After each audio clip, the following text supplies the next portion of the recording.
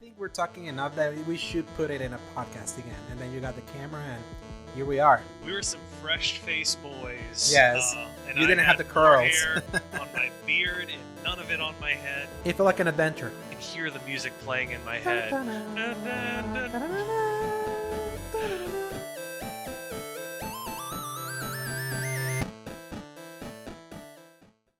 Welcome, ladies and gentlemen, to a special episode of the X Button, based on its title and its timing. I am one of your hosts, Alejandro. With me is the dad.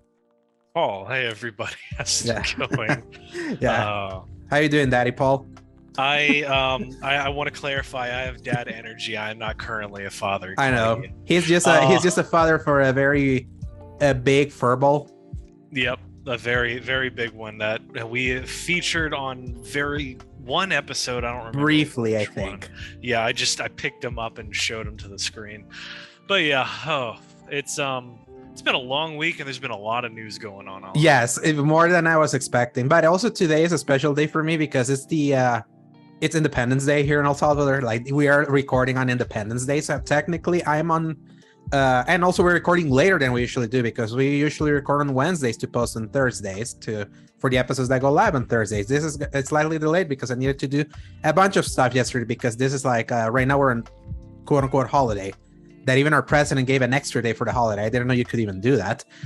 So yeah, it's a special episode of that, and also special because if you follow the numbers of the X button, especially we always numbered them in the audio. So in the audio, they're like you see the number first before the title, and on YouTube we put the number now in the thumbnail. What number is this, Paul? This episode? It's gonna be a very nice episode where things will be said, but don't worry. It's like, even though I may go a little R-rated right now, I'm not gonna go NC-17 on you, Paul. So, but you got your teeter. I already go NC-17 on you often on the chat. So, what happens in the chat stays in the chat. But this is the X Button Podcast, our gaming podcast that posts every Thursdays from 2 p.m. onwards, God willing. Available in the YouTube channel Escape Media, as well as most audio services around the world, Apple Podcasts, Spotify, and the like. You can find links in the RSS feed at anchor.fm/escape-media. If you enjoy our show, give us a like and subscribe. So just want to throw in some housekeeping there. We have our reactions live up already on our channel for the Marvel Disney Games Showcase and the Ubisoft Forward recap. Forward that happened on September 10th and 11th. We did reacts for Nintendo Direct and the State of Play, which we're going to talk about in this episode, but those are not live yet. I haven't had the time to find the stupid BOD that I can insert in the edit. So, but I hope I can have those live by the time this episode goes live, if not a little later. But yeah, Paul, I mentioned special episode because we're gonna like go a little off of whatchamacallit, kind of like schedule here. Usually we would be talking about the games that we'll be playing. Just newsflash, I haven't been playing any this past week because I've been on watching Game of Thrones with my mom, and you said that you haven't really played anything of note to talk. So, I had a couple, but not really. Like, they can wait for another week. Yeah. So as you play them more, same here. Like, I only barely touched some things that I want to like dive in more. So I'll wait for that because this was basically a fall E3, if you want to like call it that way. Regardless of the quality of the announcements, there was like 4 showcases we watched. There was other ones that happened at TGS, which right now we're recording as TGS Tokyo Game Show's happening, and just so many news to go through. So might as well just dive in, Paul. Press X for some news. All right, Paul. So we're gonna flash back a little bit to Friday, September 10th, when you in a very last minute nick of time thing, you were able to join me for the first ever Marvel Disney Games Showcase that they put up. So before we dive into this, I'll say this: I appreciated how brief it was, because it was like, imagine if it had been longer with the same kind of quality announcements that they got. I would have been a little bit more pissed about it. What do you thought of that, of their first ever attempt at doing a Nintendo Direct style showcase? For a first attempt at it, I have to give them at least their props on the variety, the brevity, and kind of just the spread of things that kind of came out at us. And I mean, some of the things that like we've seen before, but there were a few twists and turns, a few Mhm. release dates that we didn't expect, Mhm. and it was just kind of like a nice little breath of fresh air. Even though Mhm. we've been really clowning on Marvel and Disney for a lot of stuff lately, at least they ended up putting on a surprisingly decent show. Exactly. Yeah, I feel like for what it was, this definitely is not something that's going to be memorable or anything, but I feel like if they're going to make a decent attempt at wanting to insert showcases, especially because now they have made Disney Plus Day a thing. At the beginning of September, they're always going to have like a specific day where they're going to be talking about Disney Plus and all the million shows that they're going to talk about, like, and even movies. Like they announced that Mufasa prequel. That to me, that just sounds so cynically horrible. But they also have their hands and tendrils in many games, even though they're not actually making them. They're like partnered with so many. Like you for like your Ubisoft, your EAs, like your Sony's with the Spider-Man 2 and Wolverine, that technically could be enough for them to then like use that as a hub for their partners to show their games. The thing is that didn't happen here, even though it was funny that then they quickly showed all the games that are from the brands that they own that are coming, like real quick things. That's where we saw, oh, there's a quick glimpse. Here's a glimpse of Spider-Man 2, and here's a glimpse of Wolverine and Jedi Survivor and all that. So I feel like if they manage to convince their partners to be like, okay, our licensed games that we got going with you, save them for our showcase because we want to put them there. I feel in the future that could be really cool because it's like at least it's all under one umbrella, even if they don't own them. But then with the things they showed here is like it's some real stuff. I'm gonna go through them real quick. So the first thing they showed was Tron Identity, which was developed by Mike Bithell, the guy that most recently made the John Wick Hex game. So that was announced just for Steam and coming in 2023. This was a game that I was actually interested in. Disney Illusion Island, announced for exclusive to the Nintendo Switch for 2023. That's a side scroller that looked like Rayman and Mario that for people can play. Then the big surprise that Midnight Suns showed up here. It wasn't a Metallica cover again, like they usually show that game, and it showed a little bit more of the card-based, turn-based gameplay. And they still dropped the December 2nd, 2022 release date when that game got pushed out of October. That's when we thought, okay, that's on 2023 now because they didn't put a date, and they put a date here. So that was one of the surprises. That then they led us with a couple mobile announcements, like Marvel Snap, which is like a sort of card game, which is weird. Doesn't deserve our time, that's for sure. Exactly. We were actually, I think if you see our reacts, we were talking about She-Hulk at that time because I don't give a flying fuck about mobile. I'll just say that. So that's coming out on October 18th for people who care. We actually got to see a little bit more gameplay of Aliens Dark Descent, which was shown quote unquote at Keighley's Summer Game Fest. That's when it was originally announced. And originally we were like, what is this? And then we got like 3 seconds. Like, oh, it's top down. They showed more of that here. No date or updates there. Then they gave us, sorry, I choke up there a little bit. Then just some updates for Lego Star Wars: The Skywalker Saga, which they reminded that's one of the best-selling games of this year, just like behind Elden Ring. So some updates to connect this to the recently released or upcoming to be released shows like Andor and the Obi-Wan show. And other miscellaneous stuff. You could see like some of the images there, and if you watch the trailer of what they showed.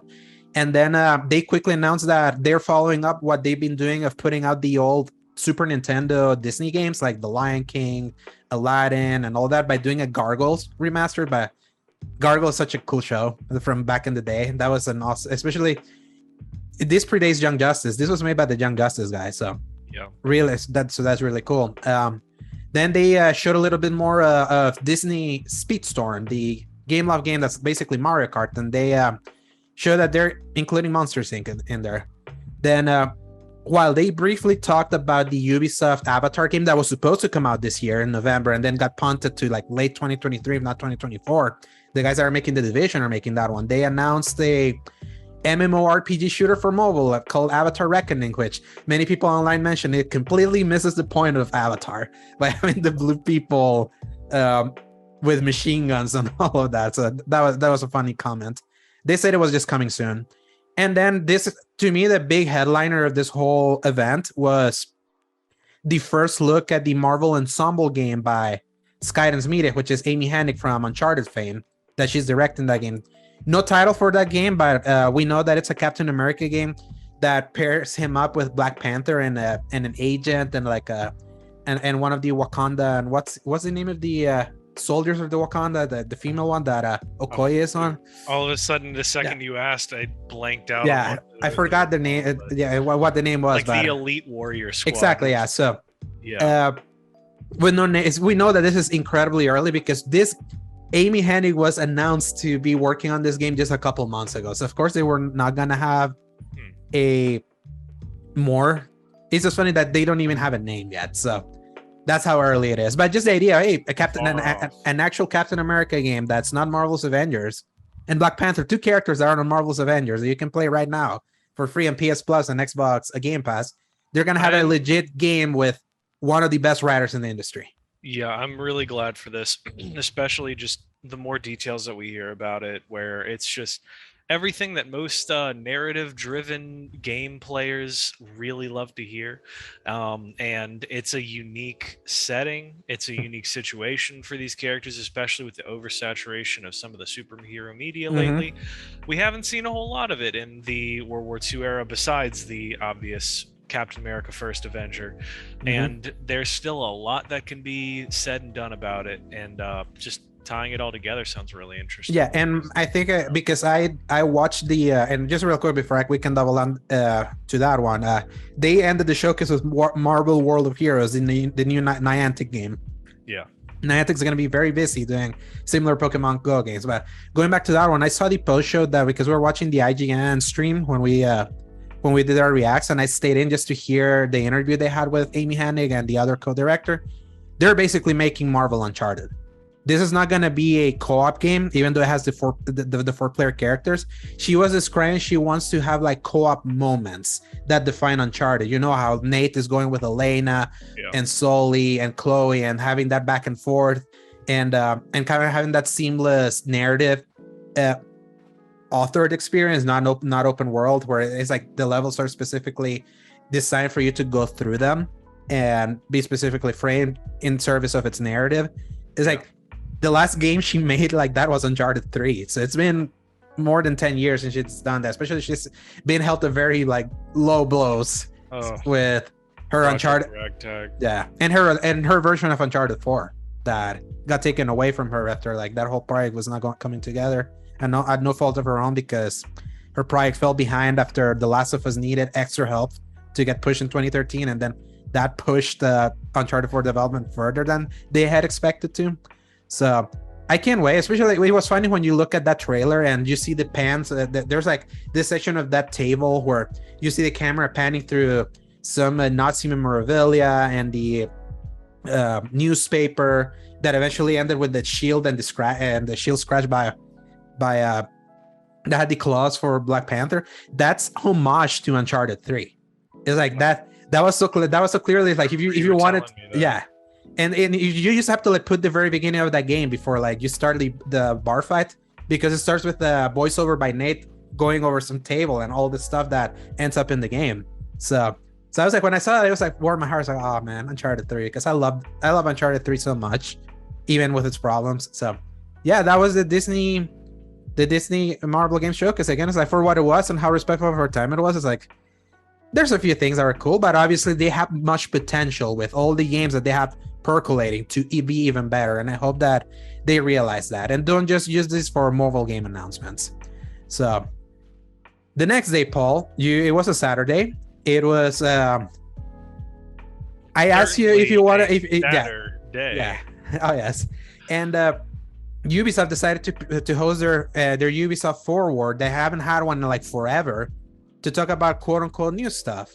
And you were not there. I did a react to that, and sounds like I'm glad that I missed it. Yeah. So before I dive into that, it's like for over the entirety of 2021, I think I did nothing but lambast Ubisoft left and right when we returned to do this show from like May onward, and it just coincided with all the kind of the worst possible news of decisions that they were making, and then also decisions coming like in lieu of the whole reckoning that entire company suffered in 2020 after rightfully so, many people came forward and said that sexual harassment and bad workplace culture was like very ingrained in that studio, in that studio, and so many people left, so many people were fired and all that. And then there were reports from Jason Schreier saying that even though that had happened, Ubisoft had not done enough like work to make sure that everyone that remained, or even in their hiring, that more people want to work there, because apparently there's still things that haven't been fully fixed yet. And that's why we've barely seen any game come out from them, because it's like they're barely staffing, and they're kind of scrambling. Obviously, it was funny seeing this come from like literally 2 days after we learned that Tencent increased their stake on Ubisoft and got this close to owning the holding company that owns Ubisoft, like basically becoming the devil in their shoulder. We're looking at the showcase, it makes more sense to see why that ended up happening, because I've never seen a showcase that told me for an hour and 30 minutes that Ubisoft is in dire straits. I've never seen like a company be in such a in such a, how can I say this? It's like, it's just a fucking trash fire. It absolutely is. It's like you have nothing. You absolutely have nothing. And you'll see it as I go through these things. So they did like a pre-show where they again, they're giving little updates for things. One of the most notable things was that they're adding Castlevania characters to Brawlhalla. They're kind of sort of Smash game based on some of the properties they had. Is like, if you play Brawlhalla and you like Castlevania, I mean, Castlevania is kind of like dormant. I mean, that's there. Then they started the whole showcase by showing us a little bit more of Mario Rabbids Sparks of Hope. It was 17 minutes of showing me that damn game, and the director speaking like this with a hard R, Paul, because I'm an Italian and we're going to talk to you about Mario. And it was so hard for me to not just laugh. Just know it, especially because I have a little Italian with me with my first name Alfredo, so I understand the whole hard R's, but it was so hard for me to pay attention to that, because bless that director's heart. I mean, that's just your accent. But 17 minutes, I was like, when I looked at the clock, I was like, what? This spent 17 minutes? I was like, how long is this? Because if they're showing this much of a game that's coming out in a month, literally a month, and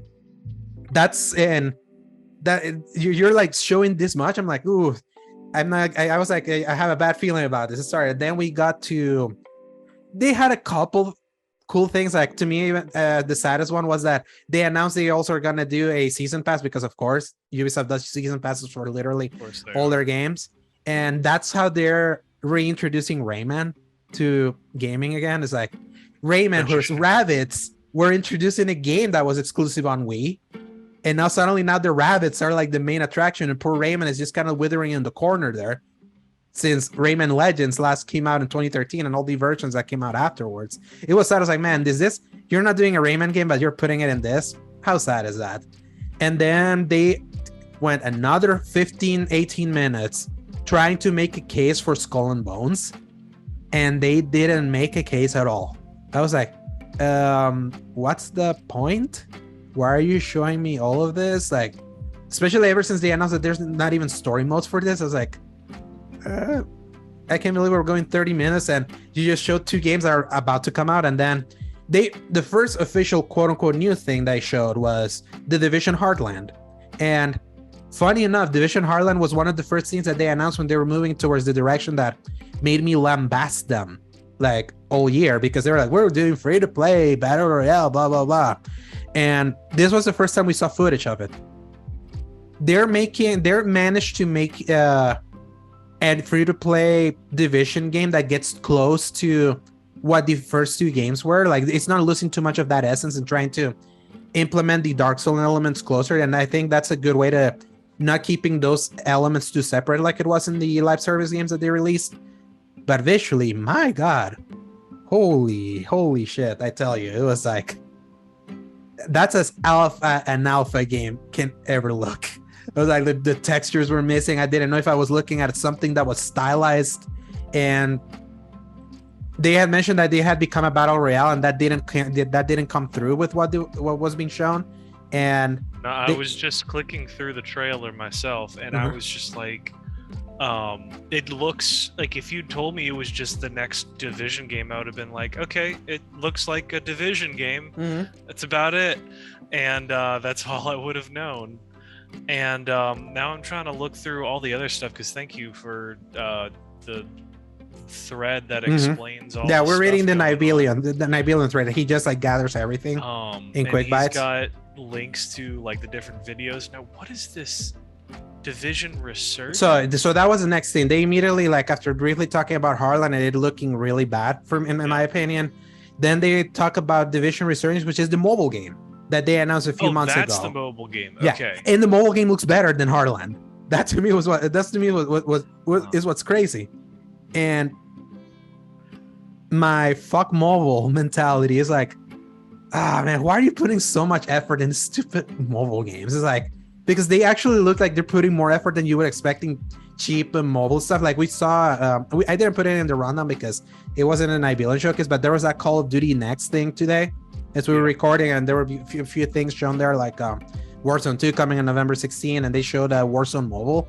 And I'm like, I think it's kind of crazy that mobile technology is getting so close, that it's so close at simulating the actual game more than it has ever been. I think Fortnite was the first time that I was like, yeah, it's like seamless. Seeing Fortnite on mobile versus it's on Switch, on the other consoles, or even on PC.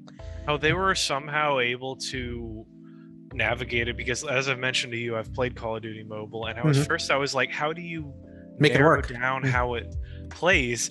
And sure enough, like there's whole options where it's like, okay, if your crosshair goes over the enemy, it automatically fires, and like you tap this area of your screen to reload, and that's all you need to worry about. And I was like, this actually is surprisingly efficient.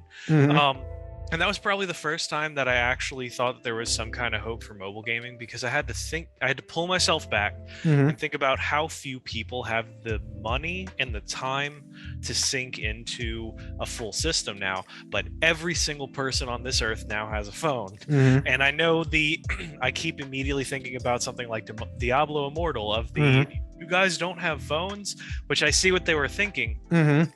But it's all about the mentality behind it, where it's like, all right, we're going to try to create something where it's like, we know you're not going to have the ability to play on a console right now. This is your like holdover until you get back home. But at the same time, I think a lot of people get lost in that whole, hey, we're going to do a cash grab game that uses the IP name, and then it's like just terrible. And I feel like Ubisoft has been really egregious about that, but at the same time, I don't even know what I feel anymore, because I'm in this unique position where I can't really judge the right way most people can for like mobile games. Because if I was locked in like a skyscraper all day, I would be like ecstatic that I could play at least some of these games on a phone. But as it stands, I'm like, peasants. Yeah, it's I think it's monkey's paw scenario, because they're actually putting so much effort into mobile games, more than I ever expected for them to actually look and resemble the real games. And even in this case, like the mobile game somehow looking seemingly better than Heartland, which is supposed to be the next console release, even though it's from a different developer and it's free to play. The monkey's paw scenario of mobile games is that they ultimately are doing these things because they want to go to China. They're doing it because they're like tied with Tencent. These games are just made to be money grabbing laundering schemes, basically. Like look what it's like. Diablo Immortal right now is so specifically designed that when you hit the end game, it is going to extract so much money from you, and it only takes a few whales for them to make so much money. And I never have wrapped my head around like the mentality of where do they find the value of sinking this much money at a game that's basically disrespecting you and just trying to like extract blood out of your own stone. That's why like mobile is something that always reprehends me. I always find reprehensible that way, because I know how those games are being tuned. I know what those games' purposes are, and in a non-cynical way, just the idea of having a game of that quality with you all the time. That's always been the Game Boy, the DS, and like portable gaming has always been that. That was always designed to give you something to play while you're outside of home. And it's really cool to see the quality that mobile has reached now, especially with the new phones. But when I know that all these mobile efforts are happening because they have now their new Tencent almost ownership there, That's where it gets gross. And that wasn't even the only mobile thing. They also did Rainbow Six Mobile that looks exactly like Rainbow Six Siege. They managed to translate that, and it's gonna have a closed beta in fall 2022. Then they made this announcement that they're both doing an Assassin's Creed show through Netflix, and that Netflix is still serious about trying to introduce games you play through Netflix. And they announced the sequel to Valiant Hearts, that old like UbiSoft game set in World War I or World War II, one of those wars that, so Valiant Hearts, one of the most interesting story games that came out like very early in the PS4 and Xbox One era. You're inserting the sequel exclusive to Netflix, which, by the way, Netflix just a few weeks ago, they announced when they were doing their financials, just showing how many subscribers they have lost. They announced less than 0.001% of our subscribers have played the games that we've offered. So great investment, Ubisoft. And they're also doing a Mighty Quest 2, which Mighty Quest is the TV show that they're doing on Apple TV Plus. I heard it's actually pretty good. They showed a trailer for the new season here, so they're doing a game based on that. Also exclusive to Netflix, which is ironic because the show is on Apple TV Plus. And they're also doing an Assassin's Creed mobile game exclusive to Netflix. So, which is not the one that we're going to talk later. So that's what made me even more confused. So after that, they showed Trackmania, which I had forgotten that's a thing they have. That the only big thing is like, oh, we are adding crossplay and cross progression. So again, just showing you of games that have come out from like 2-3 years before. And by the way, the only new game that we have heard so far here is Valiant Hearts 2. Well, and this was 50 minutes into the showcase. The Trackmania was only PC, so it's news that it's coming to console, I think. Isn't that right? Yeah. On consoles and cloud platform. Okay. The things I had heard something about Trackmania, or I heard of Trials, I think it was the other one. So yeah, they didn't do a good job of making me know that was something new. So fair enough. I really wanted, because the last Trackmania game that came out for console is like freaking 5 to 10 years old or something, and that's what I was thinking. Was Turbo that came out for free 1 month on PlayStation. They made another one that's just called Trackmania that is like new and fancy and apparently really cool for arcade racing, and then they just didn't put it on consoles. So it's like one of those about freaking time kind of responses, because that's been out for a couple of years now. Mm-hmm. Yeah, so and again, kind of the tenor of the showcase of showing like the 2 upcoming games that are coming that we've known for so long now, and then showing you so many updates from previous. Oh, I forgot that they had told that they're doing a 5th year of Division 2 content. This wasn't here because it's like, if you care about the Division, at least they're still supporting it, because there was a full year they didn't support it, so everyone thought that game was dead. Yeah, so, I remember that happened. I think I found my old disc for that. Even. I forgot I even. And that's the thing. It's the PS5 enhancements they did. They're actually really good. Really? Yeah, okay. They're really good. Something to keep in mind if you ever want to go back to that and try something to do co-op. That's another one you can add to the list. So, but again, their tenure not much new stuff, like a legit new stuff that is worth a showcase. We were 15 minutes in until like we got this Trackmania announcement, and now you're telling me that apparently this is like a new game. I'm like, it didn't feel like that when they showed it, because I was like so numb and distraught at that time. I was like, holy crap, I'm almost an hour here and you didn't even show Valiant Hearts 2. You just said that you were doing it. So not even gameplay there. Really weird. Yeah, and then they extensive look at this year's Just Dance and showing a new UI that they had teased last year, and now making sure that this is the UI for Just Dance going forward. So if you care about Just Dance, I'll tell you, I have one of the Just Dance games. I bought it and played it with my mom. It's a great exercise thing. That was before Ring Fit Adventure. I played it literally only once, because it's like the only opportunity you get is at parties. But when it does hit, it hits. It does hit. Yeah. And I'll give it that much. Well, you know Kevin from our clan, right? Like Buttons. Yeah. Mm-hmm.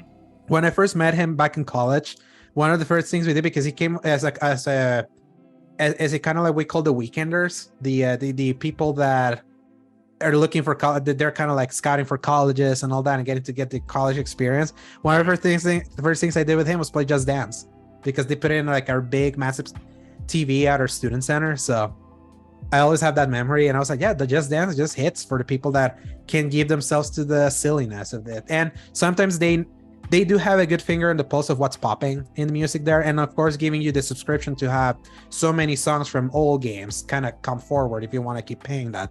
So Just Dance is still a big thing for them. But then we got to the big part, which was the they, even though it was still part of the Ubisoft Forward, they were like, now we're moving towards the Assassin's Creed showcase. So I was like, initially I was like, oh cool, so I could have, if I had known this, I could have just tuned in here now, because man, I went through what a, like such a lackluster undercard to get to the main attraction, but the main attraction wasn't even that much better. So first they wheel out Yves Guillemot, the owner, the head of Ubisoft, that guy that, if you're looking at the thread, the one with the blue shirt and like the white hair, very tone deaf to wheel him out when we know that he's one of the sexual harassment enablers. So it was like, okay, cool. It's like the optics are not, you don't care about your optics, wheeling him out still. So they finally gave us the first full trailer for Assassin's Creed Mirage, which had been leaking forever for this entire year. So it was exactly what all the leaks said it was going to be. So we're playing as a Jean Basim, which is the character that's in Valhalla, which I recently learned is a bigger character for Valhalla than I was expecting, and you wouldn't even believe like what his story role is when you really find that out. The game takes place in Baghdad, like we said it was. It's going to be narrative driven back to the roots, so they're really like taking the heart of what the original Assassin's Creed used to be. The focus on stealth and assassinations, they reconfirmed that, so back to the one-hit kills and all that. And they said there were going to be like historical characters part of this, and I'm like, what's historical about Baghdad? That's gonna be an interesting thing to see who is the historical character, because obviously previous Assassin's Creed games find ways to put in a historical character that if you've learned history before, you're like, oh, I know that, it's Leonardo da Vinci. So here's Richard the Lionheart. I guess it's that's the tricky part, because whenever it's something that us in our American school system doesn't recognize, nobody really cares. Because I remember when Assassin's Creed Revelations happened, and I didn't recognize anybody, and I felt bad because I was like, oh no, my schooling system has failed me in this moment. And I mean, shoot, like I almost didn't recognize half the characters in the first game, almost, besides like some of the main ones that you hear of, like Saladin. Like, I didn't know who that was until after Assassin's Creed happened. Oh yeah. Oh dang. Because Saladin's that's the big guy that that's how bad our teaching is. So but that's what made it cooler, because it then made you curious, and then if you want to read, it's like, oh crap, this is real. So that's why like Assassin's Creed Origins, where at first I bounced off it, now I was like, oh, so I just have no idea what this is, let's just learn. And I kind of went through the same thing with parts of Odyssey and of course Valhalla, which I didn't understand much of any Norse history. I still have to play through Valhalla after the nonsense I read. And so I'm kind of like more interested now. Assassin's Creed Unity is another good example, because I didn't really know any big figures other than Napoleon. Yeah, barely even him, besides the memes. But like, the reality behind the, oh, I know of Napoleon, but do you really? So I'm always curious, at least for like a new history lesson, and all the YouTubers who are going to go through the details of this new Assassin's Creed and say, hey, here's the real part, here's what didn't really happen, this is why we're so pissed off at Ubisoft, because they keep changing history and stuff. But that's the thing, like if anyone's like mad that they're changing history, is like, from very beginning, since the very first game, that they're not doing like an actual historically accurate representation of things, especially them mixing the whole alien side of things. So especially once they started that from the very beginning.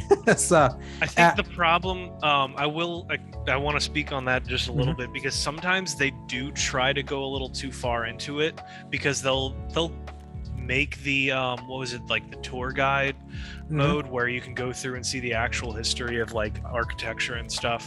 So they'll try to like have their cake and eat it too, where they're like, hey, we want you to know that we are super devoted to historical accuracy. And then they're like, yeah, but also like ancient aliens and stuff. Here's the thing though, that those discovery modes are usually patched in after, and they're actually presenting the thing as is, because there's no narrative in discovery mode. They're actually like teaching you the actual history of things. That's probably maybe a bad example, but Yeah. like they do have moments where they try to talk to historical people and be like, I mean, people who like history and say, hey, we did a lot of work on this to make it really right. And then sometimes they just feel like they're not really committing to it. They want like the cool bombastic sort of history, and then also all the people saying, hey, it's actually really historically accurate, you should go buy their game. So it's, I don't know, sometimes I think I've cooled off on that a little bit, because I have a friend of mine who I talked to recently and got really pissed off by their use of Valhalla, because they say a specific year and then they use historical moments and technology that span like a 300-year gap. So like they really just kind of said, we'll just say that number and then we're going to just do all of this weird stuff and then just call it.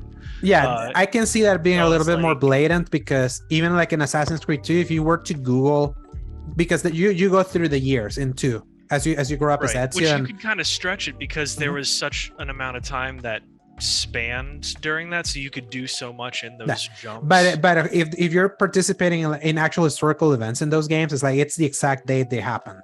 So I can imagine then, because they're now putting themselves in those moments. Obviously, then there's the bigger offenders, like the Forrest Gump approach of Assassin's Creed 3. You're literally riding with the guy that is like, the English are here, whatever his name was. Paul Revere. Yeah, Paul Revere. So that was a little bit more egregious, because it's like, now you're like, because before you were kind of to the side doing things, but you learned that was happen. the whole point of the series. And that you're actually in the front in the front lines inspiring those things. Yeah, so that part kind of rubs me the wrong way after somebody kind of explained it to me. So I do hope they kind of get back to that actual hidden ones approach to things, which, I mean, Origins, I think, did a great job of that. Odyssey, not so much, but that was kind of the point of Odyssey, so I kind of give them a pass on that one. And one big thing that, to me, the most notable thing that from the Assassin's Creed Mirage presentation they did was announcing one of the voice actresses that's going to be like your mentor. It's a Shohreh Aghdashloo. She's the Expanse actress and also the voice of the matriarch for Tali in Mass Effect. She has such a powerful voice, such a distinctive voice that to me, like, just is going to elevate whatever narrative that game cooks up just by the strength of her voice acting. And do have to acknowledge that part. That was a pretty good decision. But then you would think that they would show gameplay, right, Paul? I mean, I didn't really expect too much out of it, honestly. Yeah. But yet I still end up a little disappointed. I mean, part of me was like, oh, cool, it's like Assassin's Creed 1 cinematic trailer. But then afterward, I was like, we have been waiting for this for a while. Shouldn't there be gameplay? The thing is that, to me, what makes it even more offensive is that they did like a Assassin's Creed anniversary stream back in June to tell us that they were doing an Assassin's Creed celebration here, and you come all the way here to tell us about the future, and you don't have the gameplay of a game that you're releasing sometime early next year, a game which we already know that was built on the bones of Valhalla. It's using the engine and all of that, and was originally going to be DLC for Valhalla, but they repurposed it into a full game that's, by the way, $50 instead of $60. So they're already kind of setting the expectation that it's like a sort of smaller from what came before, which I'll say, especially because Valhalla at launch and also Origins and Odyssey were $60.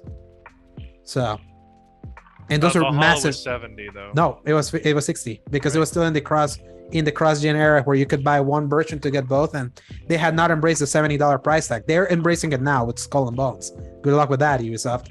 So yeah, it was like that was still 60, and that's a game that it was so funny that I was, when I went through that rabbit hole that I told you a couple of days ago, when I got a whiff of what the ending of Valhalla was and trying to look for tweets, I found Gene Park tweet that he was like, I'm nearing the end of my Valhalla playthrough, and I feel like I'm starting the 7th or 8th semester of college.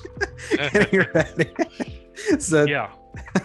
so that was funny. But yeah, it was like the fact that they didn't show gameplay, but then they dare say like, here are the special editions, pre-order now. I was like, ooh, bad way to read the room. But then they were like, but we still have more Assassin's Creed to tell you. They're doing the final expansion for Valhalla that's going to be free, called The Last Chapter, sometime later this fall. And like kind of like what they did with Cassandra with the end of with the end of her story with her vacation. And then they were like, now we're going to give you the first glimpse of the future of Assassin's Creed. And that future is... I don't know. I zoned out for a second. Yeah. Mobile. They announced the first Assassin's Creed open world mobile game. Oh, great. Taking place in ancient China. So let's just make it even more blatant. Yeah, we have our partnership with Tencent. We're putting Assassin's Creed in films because that's what people play in China, and we're setting it up in China. That the jokes made themselves. It's called Assassin's Creed Codename Jade, and you can create your own character. And then finally, they started to talk about the real future of the series in console. The first one was, as was previously reported by Jason Schreier, Assassin's Creed Codename Red, which is the Japan one. And then immediately they said that it's the next big flagship AC title, and it's being developed by Ubisoft Quebec, the guys that made Odyssey. And you'll play as a shinobi. That's all they said. And then immediately was like, oh, but there's something else. And now they announced Assassin's Creed Codename Hex. This is the Ubisoft Montreal game that is being developed by Clint Hawking, which used to do the old Splinter Cell games, but his last game was Watch Dogs Legion. So red flags there. And it's just called Assassin's Creed Codename Hex, and that's rumored to be the Roman Empire game set in the witch trials. And that's how they set up, saying that, okay, yeah, these are all part of Project Infinity. We had heard of Assassin's Creed Infinity, which was supposed to be like a live service Assassin's Creed game, but the way how they posted this was like, no, Project Infinity is not a game, it's a hub tying all the games together, and we're looking into bringing standalone multiplayer to this hub. Like, all these games are going to exist together for years to come in the hub. And I tell you, it just sounded like actual like word salad nonsense. Seriously. One detail I do want to clarify, because a lot of people get this wrong. Assassin's Creed Hex is with the Holy Roman Empire, which actually has nothing to do with Rome. Mm-hmm. That is Germany.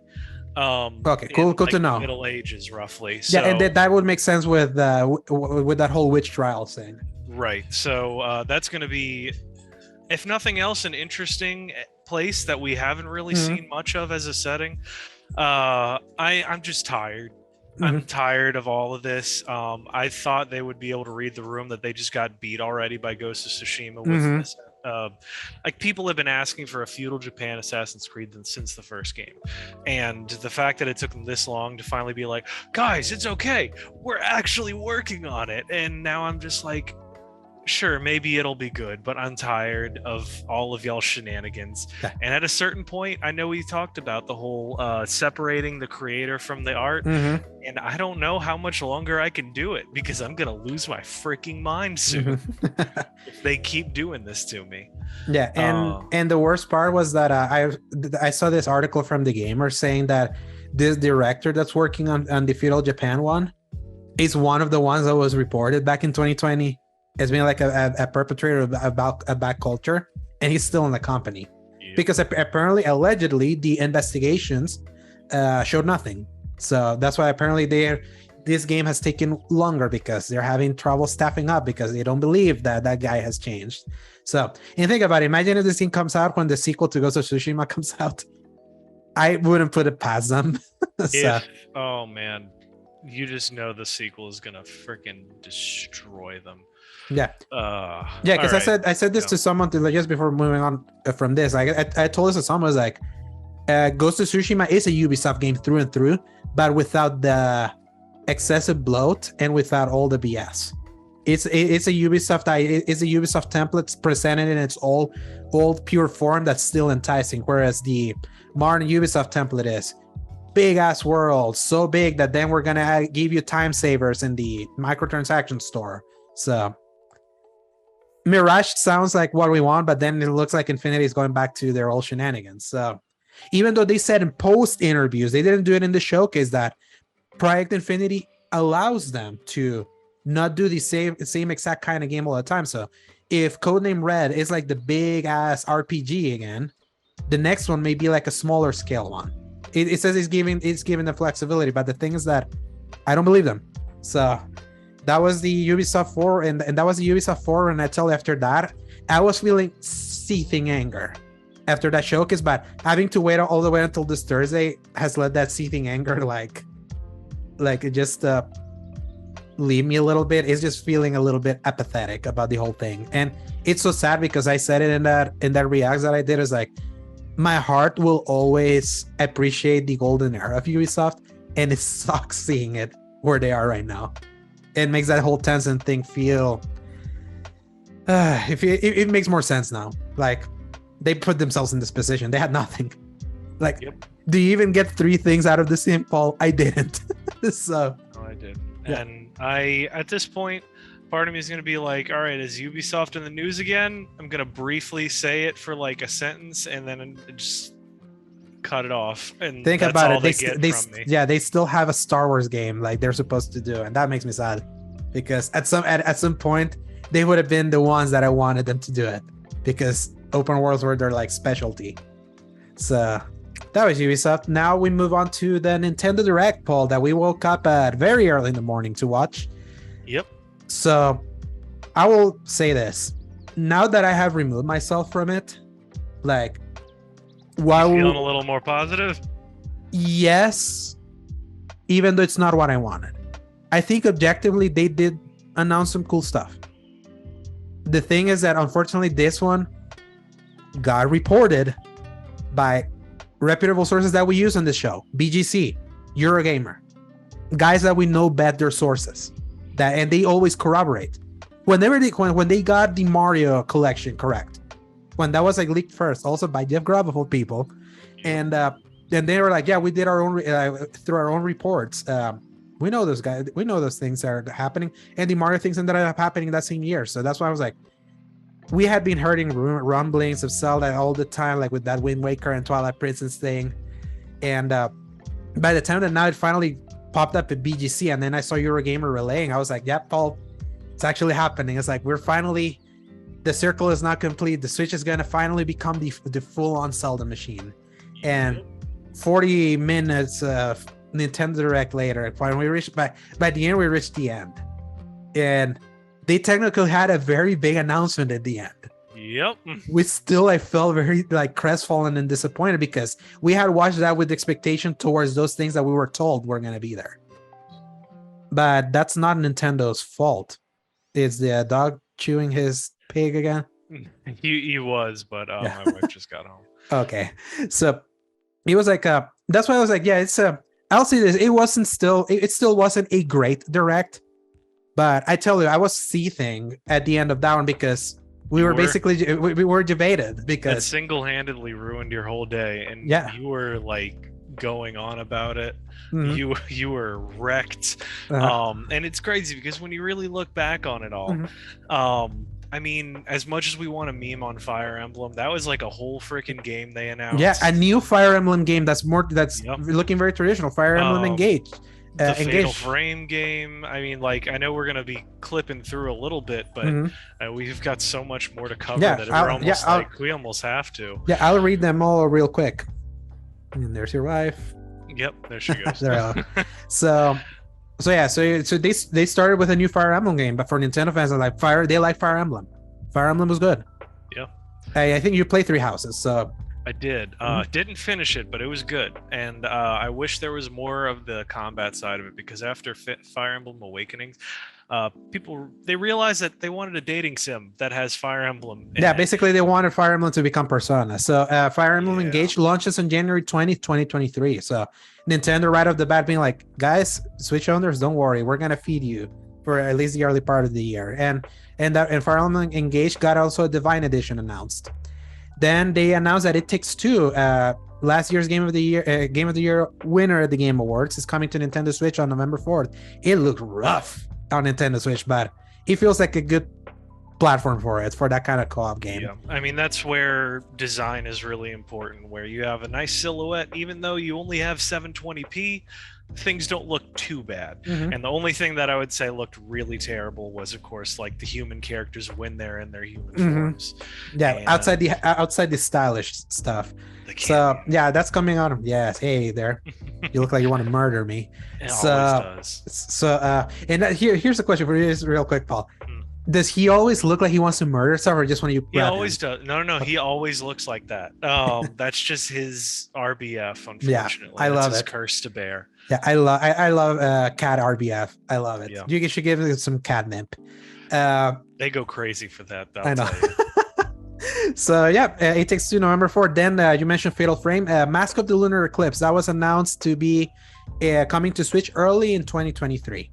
Then they announced the next wave for Xenoblade Chronicles 3 DLC. Xenoblade Chronicles 3, a big Switch game for this year for the people that love that kind of JRPG. Especially people are loving 3 more than Xenoblade Chronicles 2. That I know people were more mixed on. So then they did some quick bites of some Switch games like SpongeBob SquarePants, the Cosmic Shake, that looked like the sequel to Battle for Bikini Bottom everyone ever wanted. Then they did the fitness boxing Fist of the North Star DLC. I will say when they announced that made me laugh genuinely pretty hard because it just looks so funny, but I know that it has. Well, isn't Fist of the North Star like an anime? Yes, and that is predates JoJo's Bizarre Adventure, the one that we all know and love. That was basically Mad Max, but that's Bruce Lee. And picture that.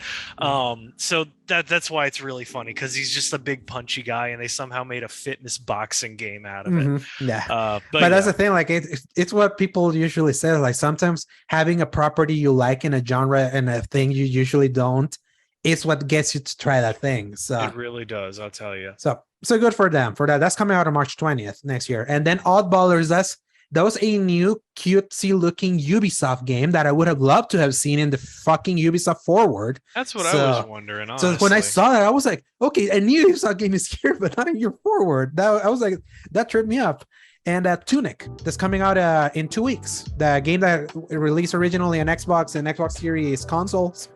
Which is really funny that I looked it up and wish listed it, and there's no way to actually pre-order it. It just says just announced. It doesn't even tell you its release date. Which is so weird, because it's actually coming out on September 27. That's what made me question it. I was like, I thought it's supposed to be coming out this month. What's going on? And so that's weird. But yeah, PSN shenanigans. But glad for it, at least. Hey, now Tunic being on Switch makes more sense since there's no other Zelda stuff, and that's gonna sell alike. So it's gonna keep drinking my tea over here. Oh yes, and then they showed more of the Front Mission 1 and 2 remakes. The first one coming out in November this year, and the other one in 2023. And they announced a Front Mission 3 remake as well, also. So, and then they did Story of Seasons: A Wonderful Life, coming in summer 2023. This was the first of a million farming simulators. This was the space horror of Nintendo. Gosh, that skill up tweet with the. Yeah, great job, gamers. Putting the farmer there was great. Somebody made, I don't know how fast they were able to do this. The Kratos one? The Kratos one, where it was if he was in this oh gosh. I tell you, the internet doesn't miss when they know they have mean potential. They have something. Yeah, so this was the first the first farming simulator coming on summer 2023. It looked like one of those games. Then they announced the first post-launch Splatoon 3 Splatfest, which, funny enough, because it's like they just released the game and now they're telling us there's more coming and there's more free updates coming, and that's good how for them. I mean, that's how you let people calm down after they're like, oh gosh, I hope they keep going with the DLC. And to be fair, is like Splatoon was the first that was the first game from Nintendo that they did that kind of support of adding more stuff over time. That's how it became big, because it wouldn't have otherwise, especially in the Wii U. Then Octopath Traveler 2 was finally revealed. That's coming on February 24th, 2023. Crazy that almost less than a year after Triangle Strategy and another game in this style, they're not putting out the Octopath sequel. The interesting for us is that this is also coming to PlayStation, which is ironic because Octopath Traveler 1 is not. That's an Xbox. That was going to be at the State of Play too, and that wasn't at the State of Play either. So it's so weird. Again, Square Enix is the one company that's going to give Xbox the first one, and then giving the sequel to PlayStation, and Xbox doesn't get it now. So it's so Square Enix is weird. But hey, at least Square, for the fans of 2D style or just JRPGs in general, Square and Nintendo are like this. They're like a match made in heaven. And I tell you, if Sony were to actually buy Square Enix and they do the Sony thing of doing exclusives, that would be a huge blow to Nintendo, because Square Enix feeds the Nintendo Switch in a way that they don't get it. They don't get the credit they should for that. So February 24, 2023 for Octopath Traveler 2. Then the next farming simulator, Fae Farm, is coming to Switch exclusively this spring. Nothing more to say that. It's just another. Yeah. Now this is one you educated me a little bit. The Theater Rhythm Final Bar. This was announced coming with 385 songs. This is like the music game for using the Final version Fantasy, of it, basically using the Final Fantasy music and other and other games that have cool music from Nintendo. Like Nier Automata. I mean, from Square. Sorry. Tons of stuff. It's a rhythm game basically. If you like rhythm games, check it out. If you don't, definitely stay far away. Yeah, from it. and that thing is launching with the Final Fantasy music, and then post-launch they're adding Nier and Octopath music and other stuff. So, and then now even though this is more an RPG in a way, but it's still farming themed. It's got plenty farming in it. Yeah, Rune Factory 3 Special coming to the Switch, and then I think that was sort of delayed because Rune Factory 3 has been announced so long ago. So that's coming out next year. And this was the first section that I sort of popped because of my nostalgia for it. They announced the next batch of Nintendo 64 games. So they announced Pilot Wings, Mario Party 1, 2, and 3, Pokemon Stadium 1 and 2, 1080 Snowboarding, and Excite Bike 64.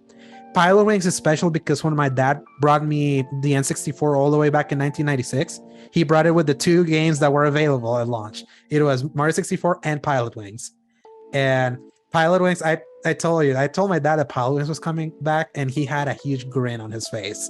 So I was like, because it's when you had nothing else. Yeah. And only that, when you only had a system with two games. You have to extract the juice out of those two. So. And I don't even mean it as like a negative thing. It's just like, it's so cool to be able to like pull on that one thing that might not even be that great, but because it meant something to you, it like holds up better. And that's why like, I wish I had more ability to go back to some of those to have that nostalgia. But the few that I do is like, I don't care how bad of a game it is. It's great to me.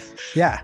And to me, it's like a Pilot. Again, I also have the nostalgia for Pilot Wings because obviously I had nothing else to play for a few in that N64 launch. And I never owned these, but I played them so many times at friend house. Mario Party 1, 2, and 3. Having those here, that's cool because it's like they have a great collection of pure mini games in those early ones. So it's cool that now they're gonna be able to be easily available. It's gonna destroy so many Joy-Cons, I tell you. Absolutely. And the Pokemon Stadium, I owned Pokemon Stadium 1. I rented the second one. What made Pokemon Stadium 1 special to me was that it came in with an adapter within the N64 controller that you put behind. That's where you would put the memory card or the Rumble Pack. There was this other adapter that if you had the Pokemon Blue, Yellow, or Red and a Game Boy cartridge and you inserted there, you could play Pokemon Red, Yellow, and Blue through Pokemon Stadium. That's like cool. On your TV. That was like so cool, and that's how I experienced most of that game. And then 1080 Snowboarding and Excite Bike 64 is one of those games that your friends had them in their pile of here's your N64 that was just there.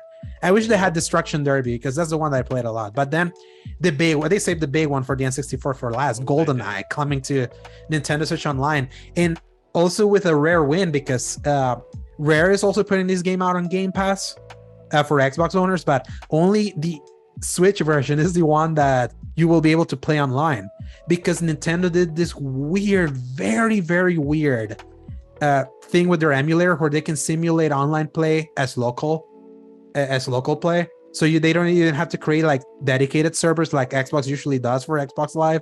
So that's why on Xbox you won't be able to play online, but you will be able to play on Switch. It's like to spend the money on a server. Absolutely. That's what tells me is like, again, like even though Microsoft is a $3 trillion company, they know that they can be cheapskates also. It's like that they can. Yeah. So then moving on from the N64 section, that was 20 minutes. By that point, we were 20 minutes in. So after that, we looked at the clock. It's like, oh, time's running out. We got to get some lightning round. Exactly. So then Various Day Life was announced by Square Enix. That was was launched that same day. That kind of like completely skipped me.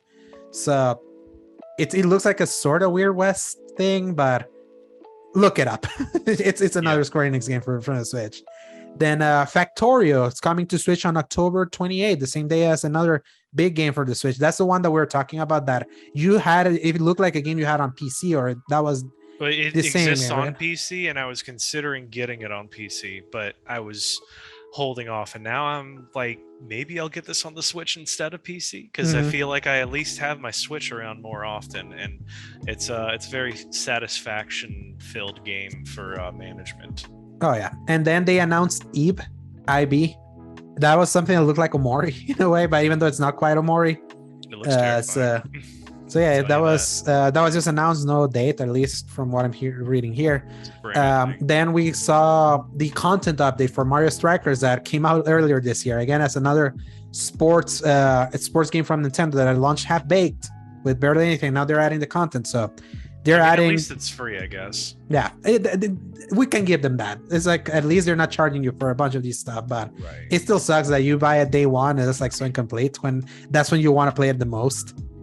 And that's just the reality. So Pauline and Diddy Kong are coming to that game. So back to the RPGs. Atelier Ryza 3 is coming to Switch on February 24, 2023. There's so many Atelier Ryza games that I've seen on PSN that I don't know if this is a new one, if this is a port. It's honestly, I get lost of it because just like with you, they always have them on sale. So one day I looked it up, and then there were like 15 games or something ridiculous. And so this one was like, wait, why is it called 3? It's like, it's another series. Is it what's going on with this? So I mean, the people that like it apparently really like it because it keeps coming out with more. Oh yeah, it's like, again, it's like the JRPG genre is like so niche that you will find people, you'll find niches within niches that some people just devour that. And hey, at least they have a system where that genre is thriving so well. Then Nintendo gave us the announcement of the third wave of Mario Kart 8 DLC. Someone made the joke that this is the Nintendo's own GTA 5, and I totally believe it because this thing doesn't stop selling still to this day. They have made so much money out of just reselling this deluxe edition of Mario Kart 8. A 2014 game from the Wii U. So then they added the next free update for Nintendo Switch Sports, which came out in April this year. They're adding golf. So then we had Mr. Miyamoto himself, that he came in to announce that the Mario movie that was coming out this holiday is coming out next spring. And then he was like, today I would like to talk about Pikmin. And then the first thing that he showed was Niantic is not only working on that Marvel game, they're also working on a Pikmin game called Pikmin Bloom. And before Pikmin fans got blue balls, he finally dropped the news that they've been waiting since 2015 when he last said that a new Pikmin game was imminent. Pikmin 4 was announced, and it's actually looking pretty good. And it's coming out in 2023. No specific date announced, and they say that it's going to feature a new camera that's a little bit more close in because Pikmin is usually like farther out, if not top down. Yeah, so that's a big game. There have been many fans wanting this Pikmin game for a while. When they finally did the deluxe edition for Pikmin 3 in 2020, everyone thought, "Oh, this is the preamble, right? This is finally like them putting it out because they're finally going to release the new Pikmin." It happened 2 years later, but it's finally announced. So then Harvestella, the other farming game, but that actually looks like a Square Enix like legit JRPG. They announced a demo coming out that same day that also does the traditional now new Square Enix thing of play the demo here and then buy the game and transfer your progress. I love that. Absolutely love that they do that. And makes me feel a lot better about not buying the games, honestly. Oh yes. I don't think I've ever actually bought anything that I've done a demo for besides the Stranger of Paradise that you just blackmailed me into. Yeah. Besides that though, it's like at least I get to know what it feels like to play, because a lot of those games look better than they play, I find. Yeah, and then one of those hit, and then you're like, oh, I really like this. That's a good thing of doing that kind of thing, because I wish the Final Fantasy VII Remake demo had done that, because having to do that entire beginning section after I replayed that demo so many times when that came out, I was like, that's why it took me so long to beat it, because I don't want to play this again. So yeah, it's good they do that. It's the trade-off, so I'm glad that they're able to kind of transfer the progress. Yes. So then one of the games that makes Paul really uncomfortable, Bayonetta 3 is coming out on October 28th, remember they finally have like a nudity off button or something like a sexual button off that they announced, so that people are not like feeling weirded out if you're playing that thing and you have parents looking in. I tell you, the amount of times my brother walked by while I was watching Game of Thrones at very specific moments, and he made always the comment, I'm always walking by when those things are happening. I understand why they would have that kind of button. Yep. Really glad for it, that's for sure. So yeah, it's like finally it has a release date. That was the one of the last Nintendo Switch games this year that didn't have a release date, but they had said it was still slated for 2022, and it's an exclusive. So Bayonetta 3 finally a sequel 8 years later, unless you want to count the re-releases. So, and they put out a new gameplay trailer after the direct for more in-depth look at how everything flows, if you want to check that out. So then they announced this one. I missed this, and this is actually big. Raincoat, a new game by Danganronpa creator Kodaka. That didn't register. That didn't register for me. That when we were like, oh, why is it this detective? I said it, but you didn't say that it was the Danganronpa creator. I did. You didn't. Oh, I look back at the recording. If you did, I felt like I did, because I mean, both it looks very obvious that it's the Danganronpa people. Mm-hmm.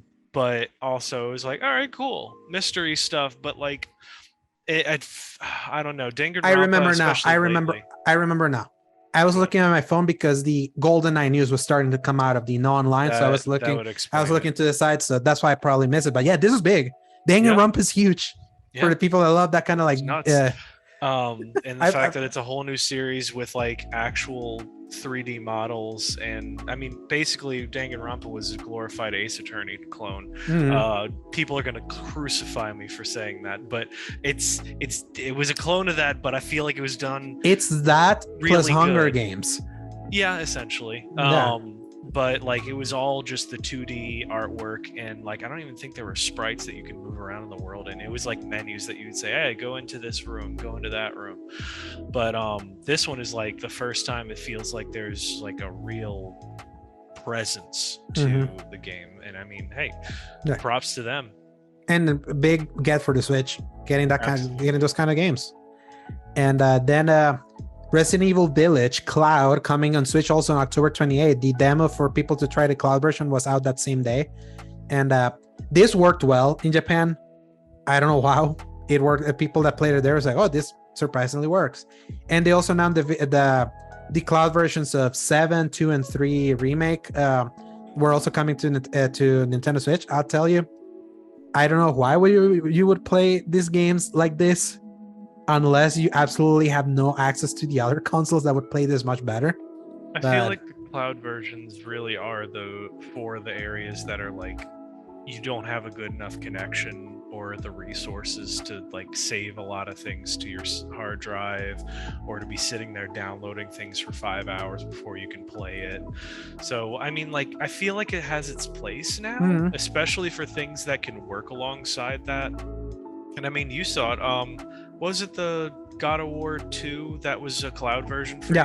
Yeah, I played 1 and 2. Like, so it's like clearly we can see now it's getting implemented the right way. So maybe for people that really need that, it's clearly. Yeah, I can imagine this working really well if you have the Switch, the what you call the thing where you put the Switch in. I forget.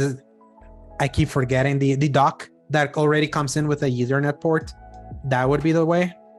So, but again, it's like there's better ways to play these games, I tell you. But I'll say this from that Resident Evil announcement, they did at least date the DLC December 2nd, the thing that we've been waiting for, the gold edition content that they add in the third person, and the new like story DLC that's following on the story of that. So, which they showed a little bit more today. We're gonna talk about later. And then they did another like quick bites. Sifu's coming to Switch on November 8th, and if you don't have a Pro Controller, that thing's gonna destroy your Joy-Cons, we tell you. Seriously will. Yeah. And then Crisis Core Remaster shown here, and finally giving it an actual release date without then actually writing the release date. You had to be listening. That's big, because like getting that this year. And Radiant Silvergun, that was something that it would look like a mech game, like a shooter. It's like a bullet hell. Yeah, a bullet hell, like 1942 games. Yeah, bullet hells on Switch. That's a perfect place to play that kind of game. So that was available that same day, and then they did Endless Dungeon, which was like that Diablo looking thing, top down. Right. And then they announced that Tales of Symphonia, an RPG that came out on PS2 and GameCube all the way back then, is getting a remastered. The game cases out in the game trader back in the day, but I was definitely before I got into any of that, and now it's like I don't think I could revisit this, but I feel like people are going to be going nuts for it. Especially just out of nostalgia, and that's coming out in early 2023. I found an interesting detail though. Apparently the GameCube version of this game is the only version that runs at 60 frames per second. Then the PS2 version and other versions run at 30, and this remaster is getting the code for the 30 frames per second version. So GameCube is still the best way to play this game. Wow. That reminds me, what was it that the Resident Evil 4, the best version of that was the GameCube version, wasn't it? Because it was originally ported over to PS2, and that was a whole thing. Yeah, because it was like it took advantage of, because here's the thing, the GameCube was a more powerful system than the PS2. Which is just so crazy to think about. Yeah, the thing is that because the PS2 was just so much more damn popular, it's like that. I know. I still cannot believe that the GameCube was technically a failure. Yeah, it just sold 22 million units. Yeah, it's like it tells you, when you don't live in the world where you're constantly consuming news and like analyzing industry and stuff, like the GameCube was the greatest thing ever. I tell you, it was. If you had a GameCube, you were like the cool kid, even more so than having like a PS2. Because maybe that's why, because everybody had a PS2, so that wasn't the cool thing. Exactly. Gosh, that's because even the original Xbox outsold it by like 5 million units. It was like one sold 22, the other sold 27, but the PS2 sold 150 million. So the PS2 like just grabbed the mop and completely crushed them. I mean, that's revisiting our whole thing where it's like people used it as a DVD player and all that stuff as well. Which that's the only reason why it sold as much. I think I had a PS2 before my family even had a DVD player. So that was like a big deal back in the day. I remember it was like getting the PS2 and then my dad buying the Phantom Menace DVD, and we watched it on that PS2. Gosh, nostalgia. Yeah. Anyway. Especially because those Star Wars DVDs were like, especially if you had a good surround sound system, they were like benchmarked for that. Oh yes. So the GameCube version is still the only one that runs at 60 frames. It's still funny, but they're remastering at least the art for that one, so you'll just have to experience it at lesser frame rate if you care about that stuff. If you're on Switch, you don't care about that. So then they did another montage where the Life is Strange collection is coming to Switch, Romance's Saga Minstrel Song is also coming to Switch, Lego Brick Tales is also coming to Switch, Disney Speedstorm, which of course would be there, even though I think we were talking, it's like, what if Disney Speedstorm is not on Switch? At least like the non-Nintendo systems get a Mario Kart style game, but it would make sense to have like a Mario Kart style game in the system that has Mario Kart. So I mean, wouldn't it be great if they just get like crossplay? It becomes the next big racing multi-platform multiplayer game or something. Yeah. At least they're not pulling a Multiversus, because Multiversus is not on Switch, and that's a big game. Oh, that's right. Yeah. I would think that should be so easy because of the art style for sure, but maybe it's a licensing thing. Yeah. And Fall Guys Season 2 was just shown that it's happening here. Fall Guys, really fun game still. And then they finally told us a long-awaited announcement, Paul, of a old game coming back as a deluxe edition, and that game was Kirby's Return to Dreamland. They had to know what they were doing with that. Oh man, that's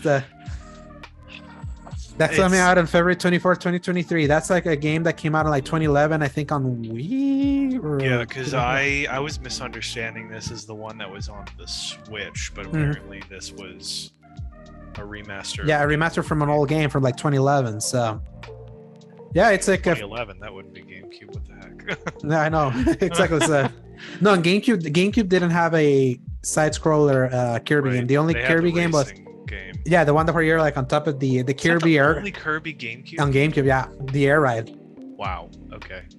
So and then it had what was the one with the parrot? Shoot. They had like another you know what I'm talking about, right? There was like another game and I can't remember when that came out. Yeah, there were more Kirby games on Wii, so I think this is a Wii game. Maybe that's what I'm thinking of. Anyway, and then good for them. Yeah, And then after that, it was the end of the direct, and they had one more thing, and it was Tears of the Kingdom. Legend of Zelda, the official sequel Sequel. title of Breath of the Wild. Coming out on May 5th. May 12th. May 12th, sorry. Yeah, May 12th, 2022. And I mean, I'm glad for the date. That's a pretty That's a great date. Hard, specific date. So that'll be getting me really excited. Going back to revisit it made me realize just how little they actually showed of the game. I don't know why I thought that there was a lot more, and then I was just like, gosh, there's the thing is that they have so many little things that you can analyze. Like if you see one specific frame that has like 7 circles, it kind of gives you an idea. Or they're doing temples again after they didn't do it in Breath of the Wild. So they're very specific with what they're showing, and honestly, I mean, it succeeds because every little moment of it has me looking like, what's the ground look like? Where's the thing? Well, there's like a bridge over there. What does that mean? And of course, they know what they're doing. And I tell you, I bet when we're in release day and we're playing this thing, I'm gonna be like much happier about it than I currently am. Yeah, it's just because we got ourselves really hyped up for something very specific, and if I hadn't heard that, this would have been like, it would have made my day. But because we kind of started to get our hearts really set on that, exactly. This was a really tough lesson in expectations check, and I think we had done a good job at being like that. Maybe a little cynically at that, of like not trying to get excited about anything until now, and then we finally were like, oh, that means it's gotta be happening, and we let our guard down for that 1 second, and it happened. Because I tell you, if we had seen this and be like, oh my god, it finally has a release and it has a name, this is the things that hype is made for. But we were so crestfallen, it's like, I don't care, which is crazy. Even though I've been very vocal about how I feel about Breath of the Wild compared to you, but it's still like this is still a big game, the big game. So absolutely. And we're at 3 of our 6 news items. I'm noticing. My gosh, there's so much to talk about. I know, but the thing is that this was long. The other ones are much shorter, Paul. Don't worry. Oh yeah. But I'll say this: like when Nintendo was like, we're live streaming this whole event everywhere else, but the UK. The UK is only gonna get the UK is gonna get the upload. When I saw that subtitle, it's the funniest thing I could have ever imagined. I don't know why like waiting to upload it changes anything. It doesn't do anything. Like, it's still, people get to see it 20 minutes after it happened, and then it's out the internet. Like, I know. Why would you not put it live normally? It just doesn't make sense. But yeah, the fact that it's called Tears of the Kingdom, just like the day after freaking the Queen died. It was just so fun. Comedy gold. Exactly. It's one of the funniest things that's happened this year. It's like just how specific that was. I will never ever get over that. And I spent that entire day again seething, just looking at my Facebook Marketplace, seeing if there were cheap Wii U's so I could get to play that Zelda HD. Not worth it, man. It's not worth it. No, when I saw the price, I was like, thank God you guys were very expensive, because I would if it was any cheaper, I would be irresponsible. And but then later that day, because the day before, Sony announced, hey, we may not have done a showcase, but TGS is happening. We're doing a state of play. We're doing a 20-minute state of play where we're showing 10 games. And again, as the same thing that I did going into the one from June, I was like, I'm expecting nothing, and walked out of it feeling pretty good about it. And that's 2 solid state of plays that I feel they finally are delivering something that's not feeling like a waste.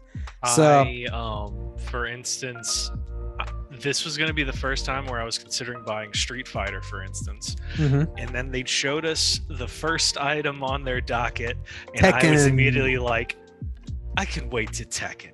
Yeah, especially how it looked. It looks so freaking good. And just on detail, and just how buffy and veiny Buffy. They very specifically were saying how that's in engine. That's exactly like how the game is going to look. This is an actual map in the game, and like we're adding camera angles and some extra slow-mo for the trailer. However, this is an actual match essentially played out in real time, and I'm like, this is freaking crazy. My gosh, how far we've come with all this, especially when you go back and visit like Tekken 1 or something. Yeah, so Harada, the guy that makes these games, like he did an interview with IGN, and one of the takeaways that Nibelian posted, this just posted like a few hours before we recorded, it said that the game is running on Unreal Engine 5 and working closely with Epic for optimization. You can definitely look. Oh, that would make a lot of sense. Yeah, rebuilt from the ground up, no Tekken 7 assets. They don't have a comment on game mechanics or netcode yet, and team wants to improve every mode they've done before. Gosh, I hope so, because that's like probably the one thing that's holding Tekken back from all. Yeah, I don't think they. Yeah, they don't have rollback, right? Nope. They are one of the last like main fighting games that does not have rollback netcode. Freaking like all of the Dragon Ball fighters and everything else got rollback before them. Yeah. It's nuts. I don't think they announced a year for this one. I don't think I saw like 2023. Yeah, they just said to stay tuned. But strong way to start. Like PlayStation, like they started with Resident Evil 4 last time. So it's like associating yourself with brands that are sort of synonymous with your brand or that are so recognizable. I think it's a good way to like sometimes kick you off with a state of play, unless it's an exclusive you're showing. So the next thing that they showed was a PSVR 2 version of Star Wars Tales from the Galaxy's Edge, an enhanced edition. So this is the game the VR Star Wars game that came out to Oculus at the end of 2020. Sometimes you see it still be promoted to be sold, like if you're on Hulu or something, because that's where my dad saw it. And he was like, what's that game? I was like, it's a VR game. And he's like, man, it'll look cool. So there's some people that if they still love Star Wars in a non-cynical way compared to like how most people feel about it, that's like it's coming at least to PSVR 2, like if you don't want to play that game on an Oculus. So, and then they showed another VR game called Demeo, that it's like basically a D&D game where you're like in first person, like playing D&D. It's like it, which it's definitely like off-brand, very specifically that kind of game. But I mean, it's like a virtual party game essentially, which I mean, I feel like there could be more of those to exist out there, especially after the pandemic. It's just a shame that, you know, we're still at that stage where it's a pretty big investment to buy a VR headset. Oh yes. But I'm glad stuff like this exists. And then I think this next announcement, the fourth game, it was actually an even bigger deal now that I actually read about it. Right. Something called Yakuza Kensen that's actually called Like a Dragon Ishin, which is basically like now the name Yakuza is being retired. Now it's just going to be called Like a Dragon. This was a spin-off for Yakuza that only came out in Japan in 2014. It never left Japan. Like, I just found out about that maybe like right before we started recording, that it was actually a thing that already existed. And I was like, what are you talking about? This stuff came out. I would think all the Yakuza fans would be going nuts about it all the time already. No, they weren't. I mean, like talking about it back in the day, as opposed to now, everyone's like, "What the crap is this?" Except now, all of the ones that are like, "Actually, I know this because it came out in 2014." I was like, "Okay, well, this is all new to me." Yeah, and it was this and Yakuza 5 that were games that were stuck just in Japan, and then Yakuza 5 sneaked out of Japan into PS3 very late in its life cycle, like in 2015, at a time when no one else was playing PS3. So I was like, why are you putting it here? And then they got remastered now for like modern consoles. But yeah, this one was one that was just stuck there, and it's finally coming state-wise and everywhere else, and now in remake form. So a much better version. So it can be seen as a new game, and it's coming out in February 2023. This is PS5 and PS4 here, but I bet it's also on Xbox. Then the next thing was Pacific Drive, that game that was like, you look like you were driving the Ecto one Ghostbusters car. Honestly, it looked really cool because it's like one of those games that you see on sale randomly, you pick it up and you're like, oh shoot, that's kind of dope. Everything about it was like, honestly, I can see myself getting it. And it's the kind of game, it's like you don't see this kind of game often, and that's sometimes cool to see in a system like the PS5 right now that can have very samey games, or at least one specific kind of game that you associate with the system. Definitely. So, because this is being published by SIE, Sony Interactive Entertainment, and it has a new studio from Washington, I heard, that has people that used to work on Infamous. working on Oh, this. wow. So then we took a little detour for the non-NFT Yeah. NFTs PlayStation We Stars. went down from optimism into just Yeah. And just what's funny is whatever that was. what's funny is that they showed Ape Escape. Ape. I did think it was funny that the first thing they showed was a monkey themed digital collectible. They're not NFTs at the least, but at the same time, it's like it not being NFT. I'm like, what's the point? I think we even talked about it back in the day. This is like absolutely was going to be an NFT, and then after that bubble popped and everything crashed, they were like, well, we just spent a lot of money creating these. Let's just like throw them out at people as digital collectibles. And I'm like, this is just. I'm just so happy, I tell you, that NFTs, that the NFTs have just cratered, even when there's still things like Starbucks trying to get NFTs doing. It's like, it's just something that I've never seen the market so utterly reject and like something like NFTs like this. Now we're fighting the next battle, which is the AI artists. Yeah, which is just a whole nother yeah fight. That puts you in complete danger. It's terrifying, honestly. So moving from the non-NFTs that is PlayStation Stars, they announced Sin Duality, that game that had like a Lost Planet vibe, that is being developed by Namco Bandai, and I learned it's a PvPvE game, like so survival shooter. Yeah, so as you're doing your stuff, that you can also be fighting other stuff. So interesting concept. I don't know if it wasn't. I mean, even though it kind of had that weird cadence of like an anime-ish game of like random characters talking over random action, it was like, okay, well, the gameplay itself actually. Yeah, they say this might have been the Scarlet Nexus team, their next game. I could see that. So, but it does not fully confirm. Now we're moving to the game that makes Paul, a 30-year-old man that's married, very uncomfortable. Any of that. That'll be for another day. I know. It's a gosh. formerly known as Project Eve. Now it's called Stellar Blade, which is like that sort of futuristic post-apocalyptic game that has like the girl with the skin tight suit that's like a very sci-fi-ish fighting. It's crazy some, like, because the first like minute looked like a completely different game. Yeah. And then it switched back into those like, oh, okay, so we have seen this before. What the heck? Why do games do that? Like trailer people, that is. It's just weird. Anyway, it definitely looks like a mix of so many games. It's like Vanquish, but Vanquish and Bayonetta together. Yeah, that's a good description. It's a PS5 console exclusive, so I assume that's also gonna come out on PC based on their recent demo. Great title, at least. Stellar Blade, yeah. Stellar Blade. That just sounds. And I tell you, if you're apprehensive about jiggling physics, your mileage may vary. Does Dead or Alive make you confused and upset? Yeah.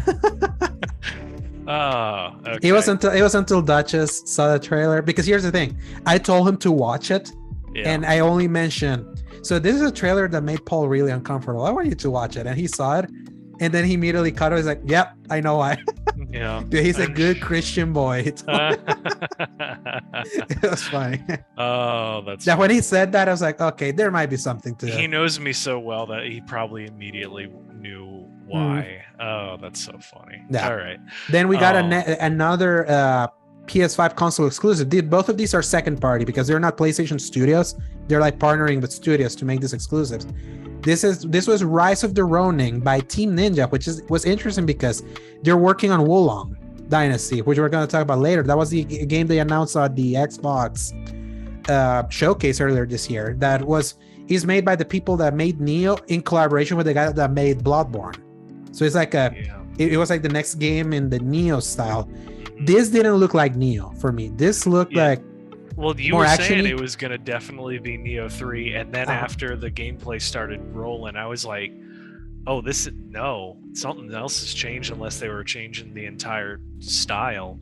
And sure enough, they switched gears on us.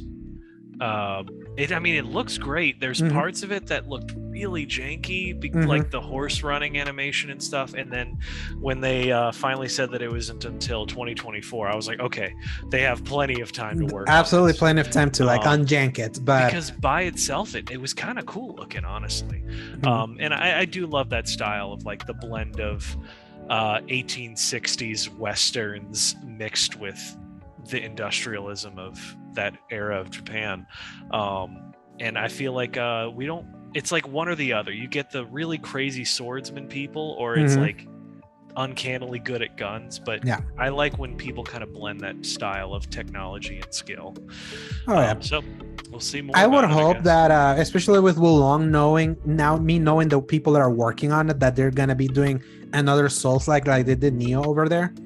That Team Ninja uses this opportunity to do a non-Souls style and go back a little bit towards their more Ninja Gaiden roots, just to at least have two separate things, so they're not working on two versions of the same game. And props to them for making it so immediately unique in the gameplay side of it, because it would have been an easy mix to just kind of change assets but keep the mechanics the same.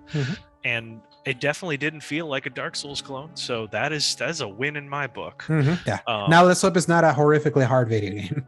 So, that's what we're gonna be hoping for next. And then before we started watching this state of play, I had made mention that if I've noticed, at least the pattern for state of play this year was that no matter what day, Sony has thrown a first party announcement of some kind, or just a first party anything, even when they didn't say they would. Like the state of play in March, we saw it was Returnal, the Ascendancy DLC that they added for free, that had a co-op.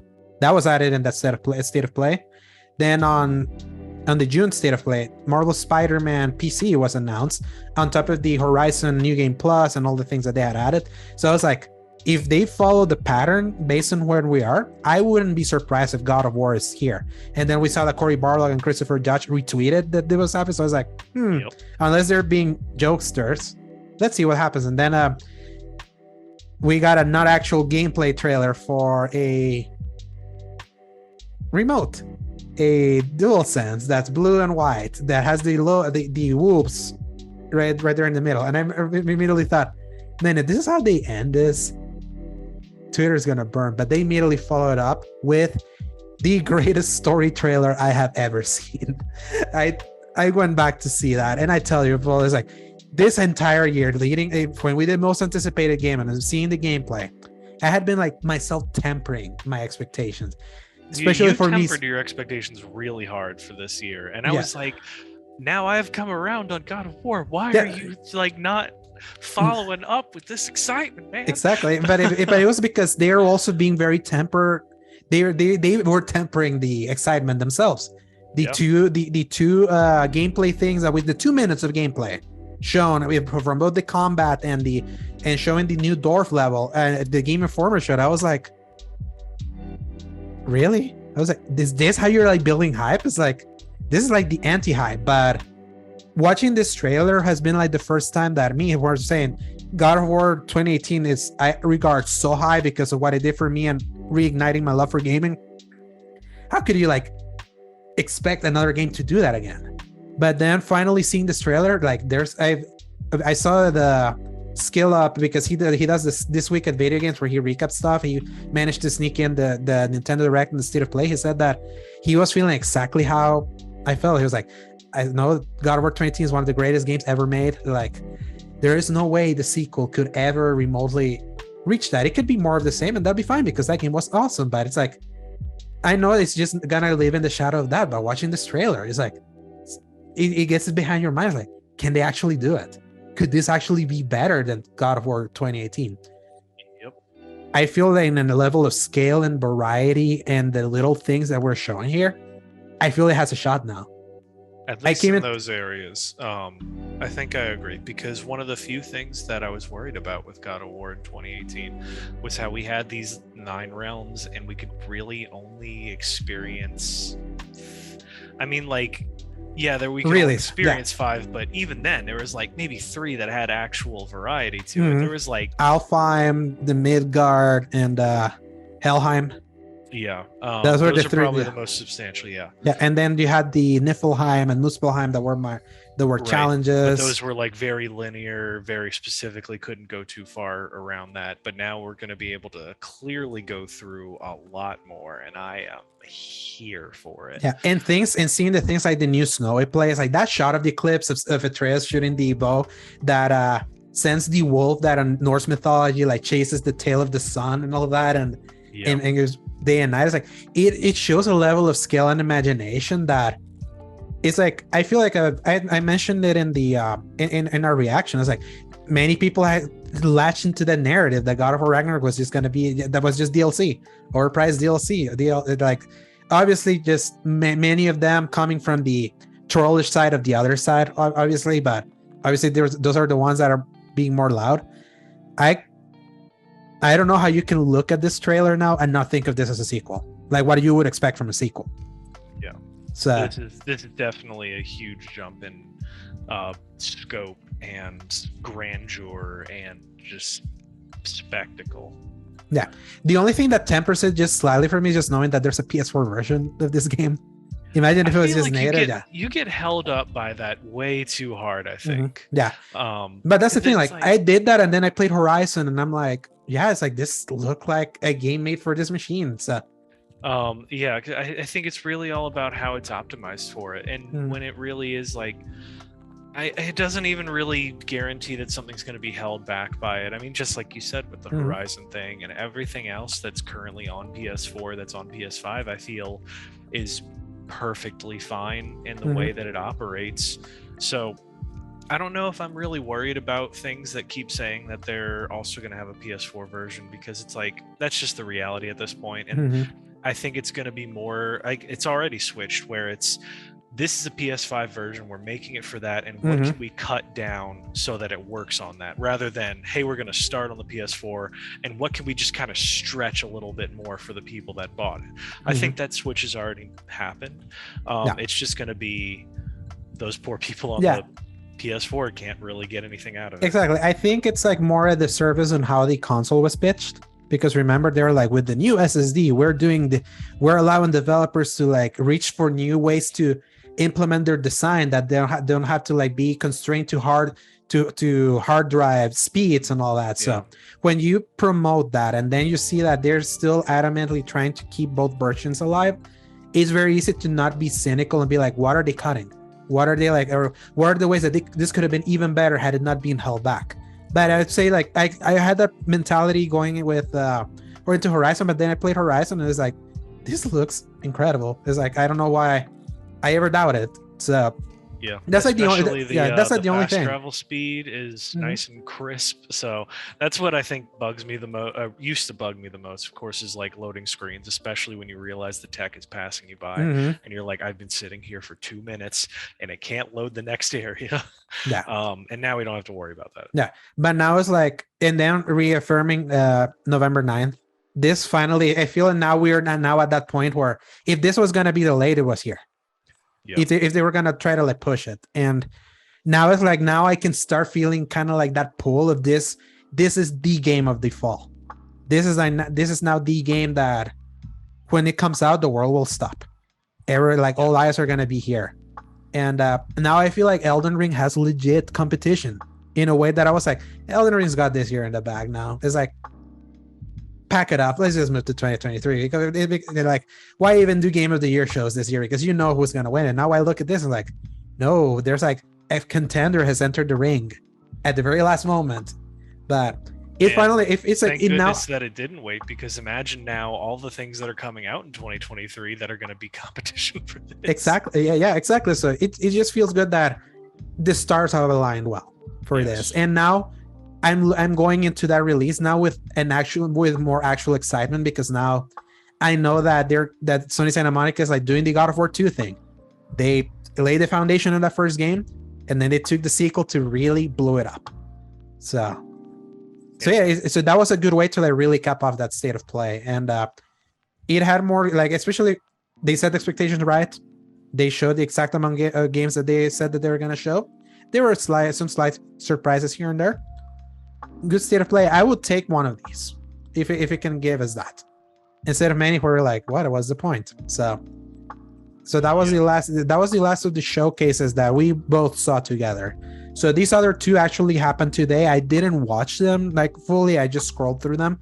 So Xbox had a 25-minute TGS presentation. They actually went to Japan to do this presentation to give them a few updates of some games coming into Xbox and also Game Pass.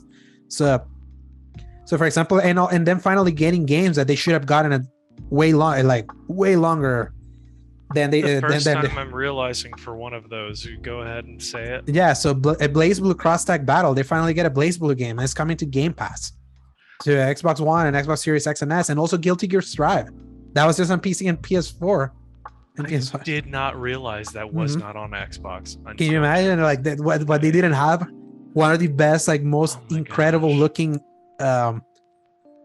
fighting games.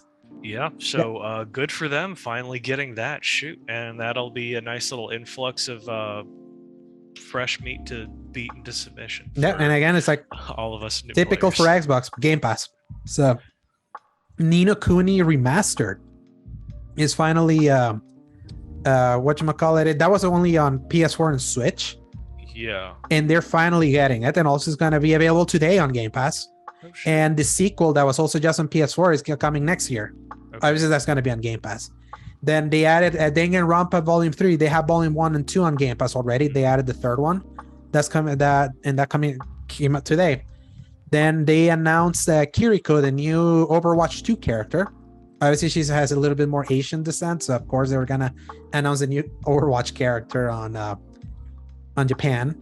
They showed some gameplay for that. You can look at trailer for that if you care about Overwatch. That's coming out soon. It's gonna be free to play. Then Wulong Fallen Dynasty. That's the game that I was telling you from Team Ninja, working with the Bloodborne guys. They did a dev diary for the game. So just a reminder that that's a big get for them. That's coming to Game Pass. That's also coming to PlayStation. But then the Assassin's Creed Odyssey, they're adding it today to Game Pass. That's they had Origins there, so now the people that devoured that one in the last 3 months, now they get Odyssey there. I say it's equally as good. So in many ways, yeah. And then this was a big one because yesterday the exclusivity deal ran out. So Deathloop, the great looking, great stylish shooter that came out to PS5 exclusively last year, is now finally coming to Xbox Game Pass on September 20th. Ironically, the same day Deathloop goes to PlayStation Plus Extra.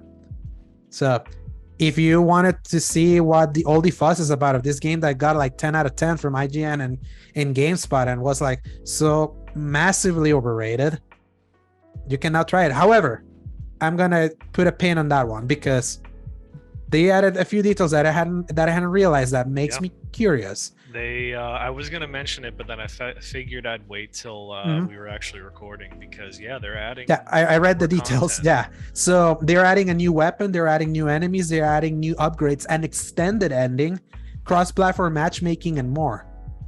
This now gives me a reason to finally play through that game again. I'll say it. We were both high on the Deathloop when we played it initially. Definitely.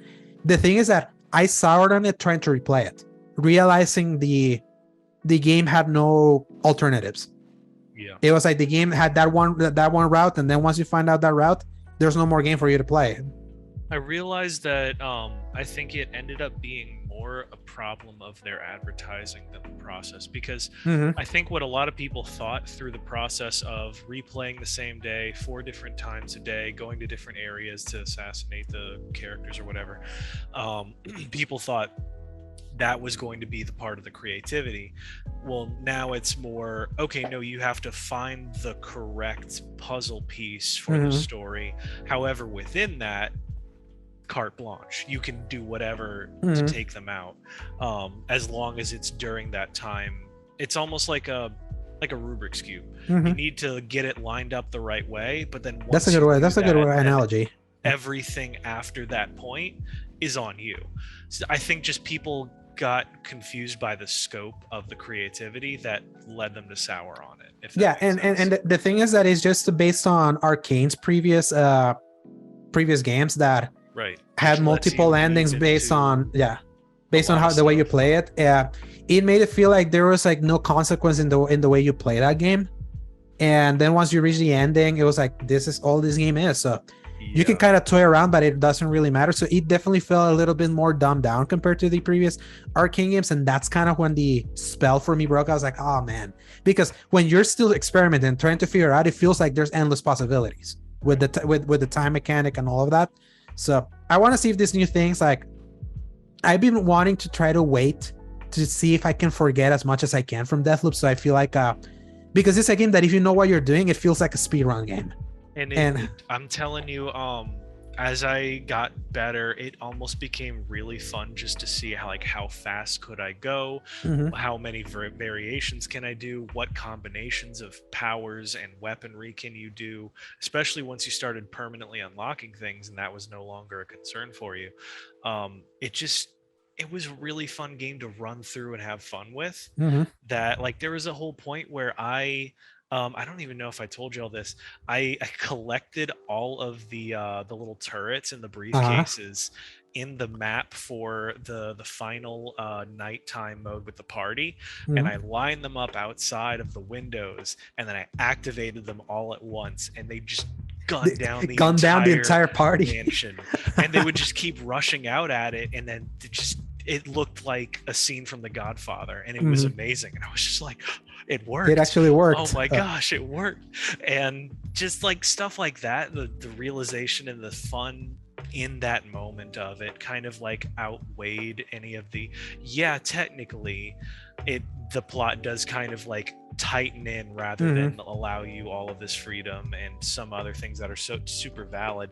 But I feel like that excitement is valid in itself, and I think that gets lost in the shuffle a little bit. So I really hope you're able to kind of this gives me a reason. This gives me now a reason, is because it's new content. That game had not been updated with new stuff other than the VRR support that they added if you have 120 frame monitor and all that. But the new content is reason to at least try it again, especially a year later. Especially because I've gone through an Uncharted 4 style souring with this game that was helped with you were able to at least revisit that and come out positive. But that's why I keep the way I think of that game is it's a great shooter with a great style that fell apart the moment I realized that its trick was some smokes and mirrors, and it's last year's most overrated game. But I feel like Halo Infinite was even more overrated, even though it scored less. Actually, because I was about to give you that, it probably was overrated technically because of the 10s and the 9s, but at the same time, then Halo came out and has an 80. It's an 87 Metacritic. That doesn't deserve that. Deserve that one. So, that was everything. It was brief. Again, just a 25-minute thing, but at least for Xbox players, it's a good reminder of them at least trying to make the work to get Japanese games into the Xbox, because that's a side of the world that's always kind of felt impenetrable for them. I mean, they're getting Persona 5, and the next gen Persona 5, they're getting it for Game Pass. If you want to get the PS5 version, you have to buy it, even if you bought Royal before. Screw you, Atlas. So then the final let me see if Nival has any more updates from TGS. No, nothing new. The final thing of note for us, Paul, it's the Capcom. I didn't even know this was happening. This is the Capcom online program. I found out about it an hour ago that I mentioned it, I think. So again, it's another 20-minute showcase they did where they talked about updates for Monster Hunter Rise Sunbreak, RE Village, Exoprimal, Mega Man Battle Network, and Street Fighter 6. So for Sunbreak, they announced Title Update 2 launches in September 29. New monsters include Violet Mitsutsune, Flaming Espinas, and Ryzen Camellios. I have no idea what that means, but if you're a Monster Hunter guy... Some of those are older creatures that are coming back, I think I remember. Cool. But some of the rest are new completely.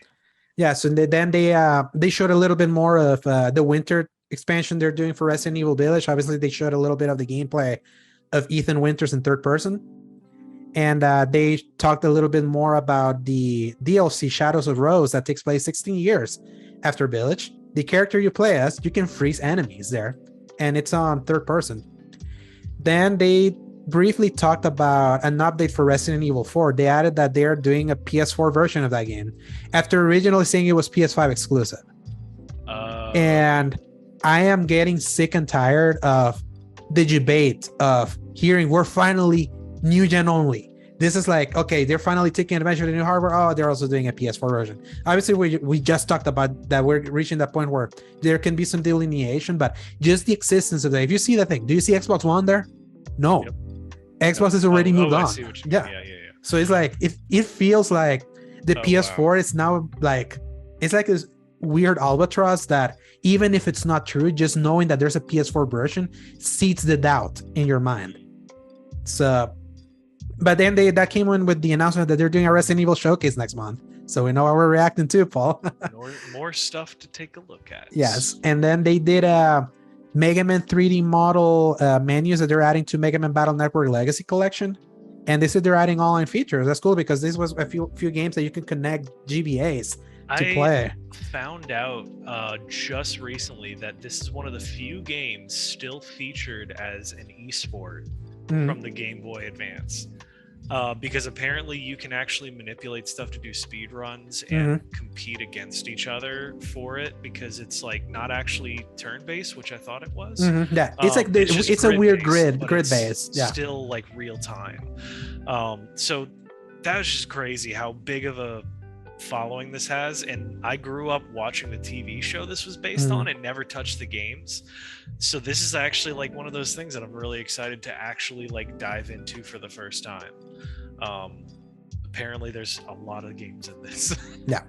And then after that they did a deep dive into Street Fighter 6, where they gave us a quick look at Ken, a quick look at the World Tour mode that looks like a Final Fight. That's the thing that we were like, oh, is this like a thing that's just not fighting? You can go around.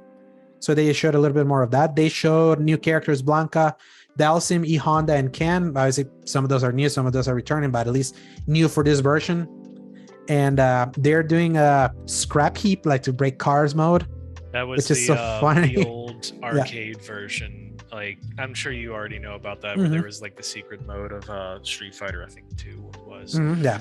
So they're adding two Japanese commentators, so that's gonna be funny for like esports competitive kind of like setting, and like a freaking commentator.